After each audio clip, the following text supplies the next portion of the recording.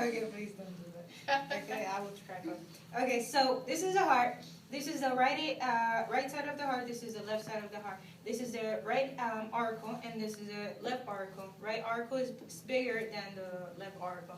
When you open the heart, you're going to have the right atrium and the left atrium, and then you're going to have the right ventricle and the left ventricle. Left ventricle has a thicker myocardium because it needs to pump the blood through the aorta to the organ body systems. And then when you close the heart, you have here, as you can see, this is the superior vena cava, and then from here, which you can see a hole, is the inferior vena cava. Then what you have here, when you close it, this is the pulmonary trunk, right, that goes into the pulmonary arteries here, that then goes into the lungs to get the oxygenated blood into the lungs. And then you have the pulmonary veins that they get oxygenated blood from the lungs and take it to the left atrium, right?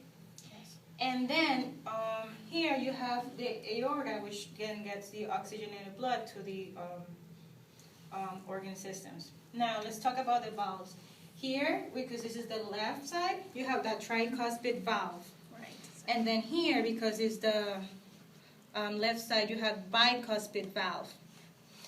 And you can think about it that here you can't have, there's low pressure of blood, so then basically you have just a smaller hole, but this is bicuspid because you need a bigger hole to pump blood out of the heart, basically. So you can think about it like that. And then you have the chordae tendineae here, which are like these string-like structures here. Or strings. Yeah, or strings. And then you have the papillary muscle, which is under the chordae tendineae. And then now you have coronary vessels, which are in the outside of the heart. So, when you look at it, okay, that's the LEDs. I don't want that. So, these are just coronary vessels. So you have right coronary vessels and left coronary vessels. And I know this is a circumflex and then this is a LED, something that you don't need to know for this test. Okay, so interventricular septum is interventricular septum is somewhere here.